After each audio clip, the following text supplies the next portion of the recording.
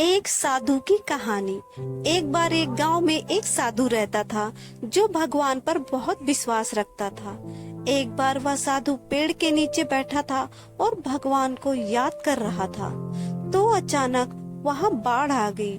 चारों तरफ पानी ही पानी। सब लोग अपने आप को बचाने के लिए ऊपर पहाड़ की तरफ भागने लगे।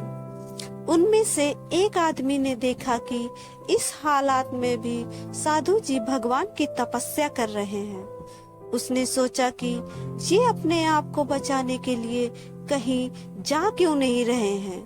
तो उसने साधु से बोला, अरे आप कहीं जा क्यों नहीं रहे हो? आप भी मेरे साथ ऊपर पहाड़ की तरफ चलो, नहीं तो आप डूब जाओगे।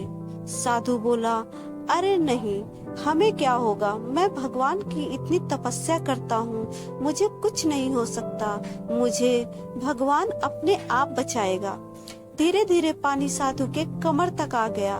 अब लोग वहाँ से नाव लेकर निकलने लगे। तो उनमें से एक ने साधु से कहा, अरे पानी आपके कमर तक आ गया है, आप हमारे साथ चलो। तो साधु ने कहा कि नहीं नहीं, भगवान मुझे अपने आप बचाएगा। और वह नाव वाला भी वहाँ से निकल गया। कुछ देर बाद पानी इतना बढ़ गया कि साधु के सर तक पहुँच गया और अब लोगों को बचाने के लिए हेलीकॉप्टर निकलने लगे। एक हेलीकॉप्टर साधु के पास आया, जो कि आखिरी हेलीकॉप्टर था। साधु के पास नीचे रस्सी फेंकी और बोला, इसे पकड़ो और ऊपर आ जाओ, नहीं आप डूब जाओगे। यह आखिरी हेलीकॉप्टर है और आपके पास में दूसरा कोई रास्ता नहीं है बचने के लिए। साधु ने कहा, यह रस्सी वापस ऊपर खींच लो और आप चले जाओ। मुझे भगवान के ऊपर पूरा भरोसा है, वह मुझे बचा लेगा। पानी ऊपर आ गया, पेड़ डूब गया और साधु की भी डूबने से मौत हो गई।